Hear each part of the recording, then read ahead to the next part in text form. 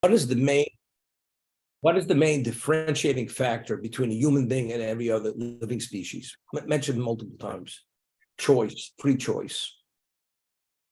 Any living species other than the human being, his behavior is purely dictated by instinct. And the instinct is rooted in the DNA of that particular species. A lion behaves like a lion because that's its DNA. Its physical form, its bone structure, its appearance is based on DNA, and its behavior is also DNA. The deer, which is more docile, has a different DNA, but it behaves exactly the way the deer does. And every species, the ant has the characteristic of alacrity, zeal. As they said, busy as an ant. The ant has no choice but to behave that way. But a human being who is in the image of God has the ability to do or not to do. We have free choice. Just as God does as he chooses to do, we're endowed with that same ability to do as we choose to do. And therefore, we have culpability for doing the wrong thing, and we're deserving if we do the right thing. Because it's only due to our own initiative that we behave as we behave. Okay? When you behave wrongly, even though you do it naturally, but you could have behaved differently because you have the ability to rein in on yourself. And when you do the right thing, naturally we don't do the right thing, which is spiritually in sync with the will of God. So it's due to your initiative, you did the right thing. Now, the power of choice, the way most people utilize that choice. Let's say today, a person was raised a certain way, educated a certain way. He has his ethics and morals, and he's an ethical, moral person, but he's a Jew. And a Jew is not permitted to steal. He's not permitted to lie. He's not permitted to mislead another person at any level. You're not permitted to say things which are negative and destructive about anybody else. It has to be only positive, it has to have constructive value. And yet, person chooses. He's 65 years old, and when he was 20, he became a used car salesman. Now, to be a used car salesman, you show that used car, although it had 16 owners, and the odometer was turned back 20 times. You put new tires in that car, and you have it repainted. You're selling it as what? Or previously owned. It's not used, it's previously owned. So you say to her, how do you sell it? How do you fool a person? Don't you realize you're stealing? You're selling the car under false pretenses. It's a misrepresentation of truth. How do you do it? He says, because when I was 20, I had to earn a living. And I realized the only I had to do this. And it's been paying off for the past 45 years. And it's pretty good. So from that time, he made that decision to become a used car salesman, which entails lying, we'll call it saying non-truths, taking people's money under false pretense, all these years. Every time he entered into a transaction with this kind of potential customer, did he make a choice? Should I lie? Should I not lie? Should I steal or not steal? He didn't make that decision. It was no question. I'm here to sell the car. Whatever it takes to sell that used car, I'm selling it. He made a decision 45 years earlier, one-time decision. This is my vocation. So now going forward, the power of choice is not utilized in this particular context because he's made his choice. Person makes the decision. I speak my mind. I know you're not supposed to. Only say things if they have constructive value, but I speak my mind. As long as the truth, I'll say it. Whether it's constructive value, doesn't have constructive, I'll say it in either case. And therefore, every time he speaks, he doesn't evaluate, is it correct or not correct? As long as it's truthful, I speak it. So when did he make that decision that he speaks his mind? Initially, we made that decision. From then going forward, whenever he speaks negatively about a person, although it's not within constructive context, he speaks his mind. So most areas of our life within our spirituality, we've made one decision, and that one decision carries us throughout the life. We don't continuously utilize the power of choice. What's the power of choice? You get a brochure in the mail. Saks has a sale, 90% off. Do I buy the suit? Don't I buy the suit? Do I go during lunchtime, or do I go after work? Because Thursday night, they're open later. Do I till the sale's about over, then they'll even drop to 95%? Which restaurant do I go to? Which tie do I wear? Where do I vacation? This is utilization of choice. God endowed a man with choice because, an animal doesn't have the vacation. When you go and travel first class, they give you a little box for your dog. You take it on the plane with you. It's not even the dog's choice. You make the choice where you're vacationing. God endowed the human being with the power of choice to differentiate between the human being and any other living species. There, the DNA dictates the behavior. We have choice. Sure, where we vacation, what we eat, which restaurant, what type of food, what type of quality residence. That's where choice. Is that what choice is all about? Well, choice means every moment of our lives, it has such a level of ramification. Do we do the right thing? Do we do the wrong thing? Everything has to be continually evaluated. I'll give you an example. Persons in the diamond business.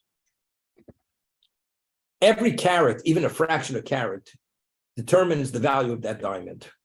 And if it's a clear diamond, what we call deflawless, the larger it is, the more valuable it is. And every day you get different diamonds. And every diamond has to be evaluated and weighed on that special kind of scale, which is checked endless times over to make sure it's accurate to the nth degree. Because if it's not, the level of loss of money, either to the buyer or to the seller, is phenomenal. And when you buy that diamond, you have to get a certificate to determine whether it's actually from the Gemological Institute that it's a real diamond. Otherwise, it could be zirconium. It could be something else. So the person who pays for that, you have to present that document to him. Otherwise, he doesn't buy it.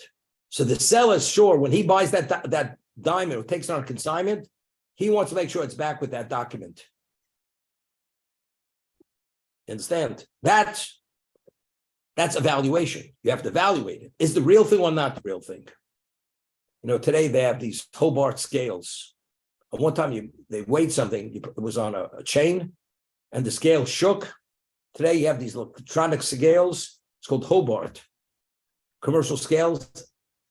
They come in, check it every few months. That the weight is accurate to the fraction of an ounce. When you're buying fruit and vegetables in the store, although the seller may keep his hand on the scale when he actually weighs it, but that's a separate discussion. But if it's just the food, and he may have it in a tin, where the tin is about a third of the weight, it doesn't make a difference. But he charges it for the full weight, being facetious. But still, it's exact.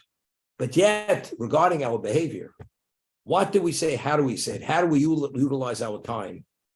Which time is life. And every moment what you're able to accomplish is infinitely valuable, because once you check out of this existence, you don't have that opportunity any longer. But yet, we lead our lives the way we choose. I've chosen to sit around, do nothing for 3 hours in the afternoon, to whittle away my time, to just shoot the breeze, to take a walk and look at the sunset.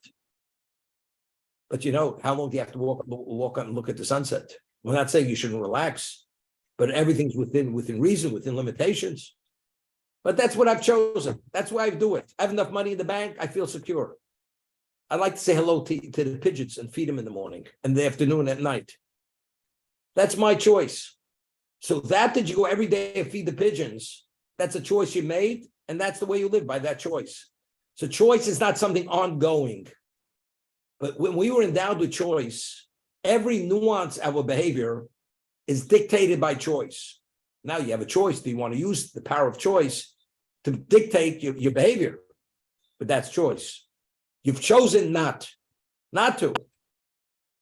So most people, they've chosen not to utilize choice where it's most important, which has to do with our behavior, our beliefs, and how to utilize and invest our lives.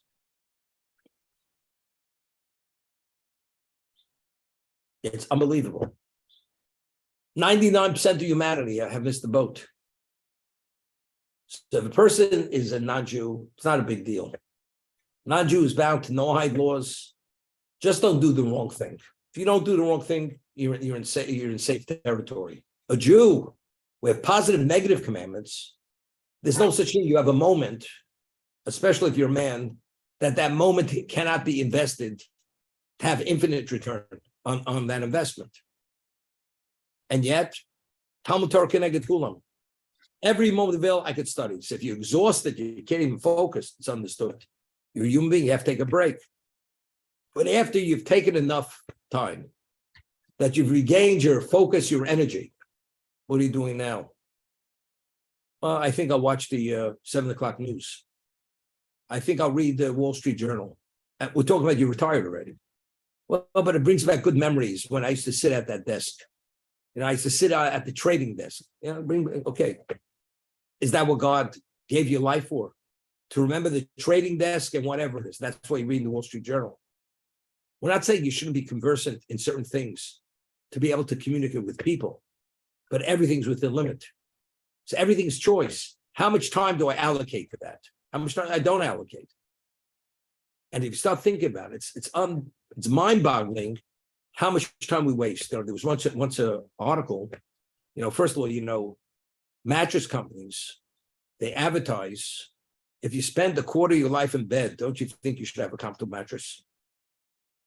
Some people spend more than a quarter of life in bed, 50% of life in bed. Depends who you are, depends what stage of life you are, depends when you retire, how much time you could afford to stay in bed. But they suggest 8 hours a night, so that's a 30 of your life. 30 of your life, you're in bed. That's what it is. Don't you think you should have a comfortable mattress? So if you have 2/3, you're out of bed. How do you use those other 2/3?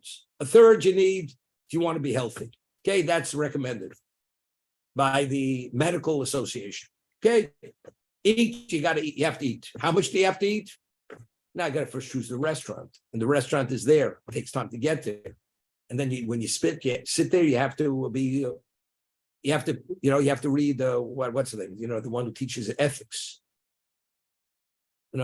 What's considered ethical and moral behavior. When you go to a restaurant, etiquette.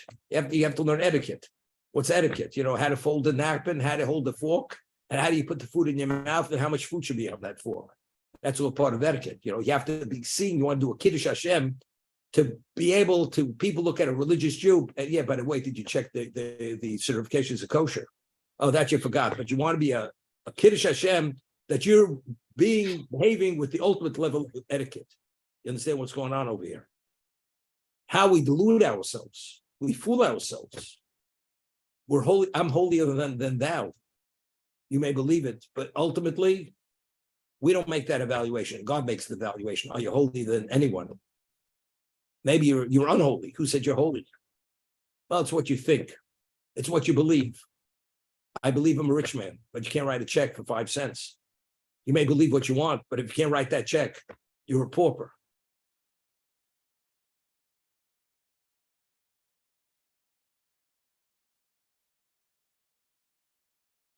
See, here, God gave us a gift of choice to give value to our life. And the value is infinite because we have a share in the world to come, which is eternity.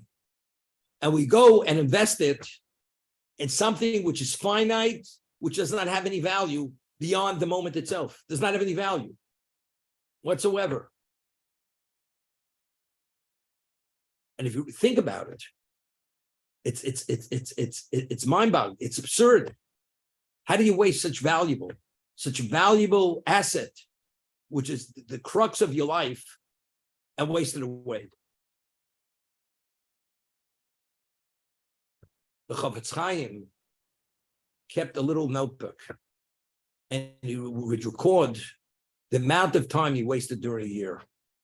And before Yom Kippur, he would do tshuva. He would repent. He recorded 45 minutes he believed he wasted. He did not invest properly during the year. 45 minutes in a year, could you imagine? Chavetz Chaim didn't sleep much. Didn't sleep more than 4 hours in the 24-hour period. And he kept this little notebook 45 minutes for the year. You know what that is? That's less than a fraction of a minute per day. And as I always say, what he considered that he didn't invest it properly, it should be our best investment, the way he invested it. I mean, he was so cognizant of that value, and it was so, and he lived till 99 years old. Person says, look, I did pretty well for 70 years. I'm just gonna take it easy for the next 20 years of my life, or 25 years. No, every moment God gives you, it's given to you because he wants you to have the ultimate opportunity. That means as long as you function and you can make the choice, you're supposed to make the right choice. And that's where the Chofetz Chaim lived his life till the very end. But we have the identical obligation as he had. But of course, the level of liability is different because we don't have the clarity which he had. But whatever level of clarity we have or should have, if we don't, we're held accountable for that. And understanding accountability, it's a serious problem. You have tremendous debt that you have to pay. We have to rectify things.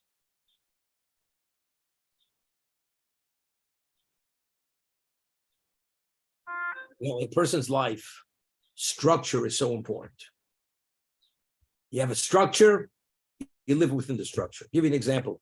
Person has to be at work at 9 o'clock. He works from 9 to 6. From 9 to 6, because it's structured and he knows what his responsibility is, he acts and behaves responsible and productive during that period of time. From 9 to 6. It takes him an hour to get to work. He has to get up, dress, and travel. That's positive. That's constructive.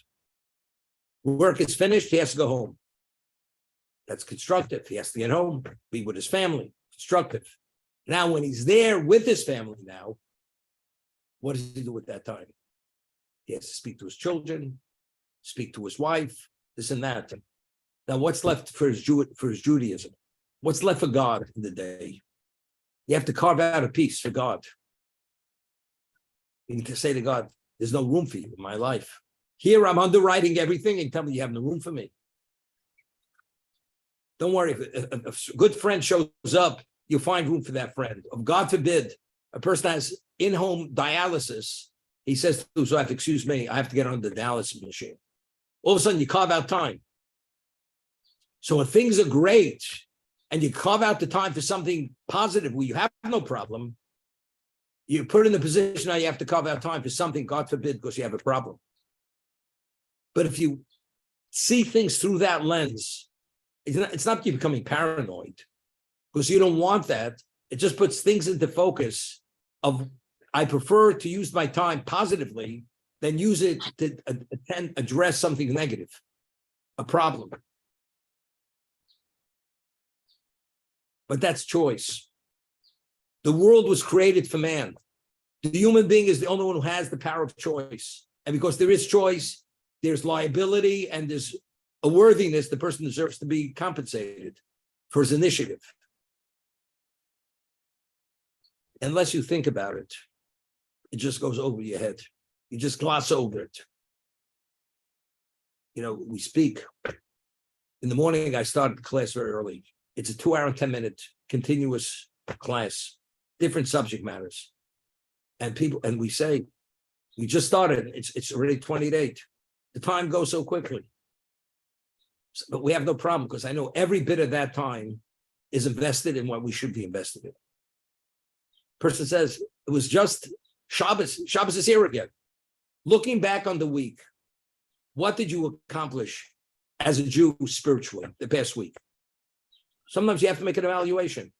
Did I invest the week? But it went so quickly. But you realize as you get older, things go a lot quicker. And before you turn around, you celebrated your 80th birthday. Some people have a year to it. Some people have more than a year to get there, to the 80th birthday. But it goes very quickly. Going at such supersonic speed through life. You know, sometimes you just gloss over things. You don't see it. That's how quickly it goes. But if you have that detector, that every movement you make, there's a beep. I found another diamond, another moment of opportunity. As quickly as it goes. So you'll generate that opportunity at an unbelievable rate. I remember, in Times Square, I haven't been there for a while. They have a thing turning, that's the national debt. You have to see how quickly that turns. You have to have almost like divine vision to be able to read the numbers, how quickly that thing turns. That's how serious the debt is. Every moment, it's calculating how much the American government owes with interest and everything else. That's how quickly time goes. I'll give you an example. All of us, we put on tefillin. Every moment you wear tefillin is a positive commandment. People in shul, they take off the tefillin before the end of davening. But they could keep the tefillin on for another 5 minutes. If you keep on that tefillin for another 5 minutes, every nanosecond that you're wearing that tefillin is a positive commandment. So if you keep it on as easily for another 5 minutes, why take them off 5 minutes earlier? The answer is because the person doesn't appreciate the value of opportunity. Because if you value that, and that would be in the forefront of your mind, to take advantage of opportunity continuously, you keep the tefillin on for 5 minutes later. Or you put them on 5 minutes earlier. So you should be on 5 minutes longer. You wear tzitzis. You wear 4-corner garment under your shirt. It's a positive commandment. And to a certain extent, it's the equivalent of all the mitzvahs also. Every moment you wear tzitzis, you fulfill a positive commandment. It's under your shirt, it's tucked in your pants. You don't even realize you're wearing it. But if you have it, every moment you're fulfilling a positive commandment. You have a mezuzah on your doorpost. Every moment that mezuzah is on your doorpost, you're fulfilling the positive commandment. It just keeps going. It's generating unbelievable value. And we're surrounded with this. Either we're cognizant, not cognizant, but this is all choices. Do you have a mezuzah on every doorpost? Do you have it only your front door? Is it kosher? Is it not kosher? Does it have a parchment? It's just the case. All these questions, I never looked into it. What do you mean never looked into it? They have an opportunity here. A person buys a stock and he gets a very attractive looking piece of paper. Do you put whatever money behind that piece of paper unless you know what that piece of paper is worth, what it represents? You have to know what it represents. Then you make your investment. It's not the mezuzah case. It's not the parchment. Is it a kosher parchment?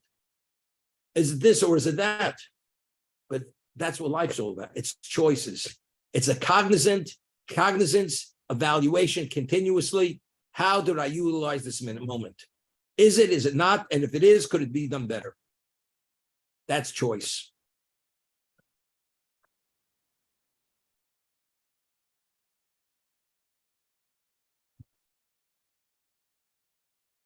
I'm just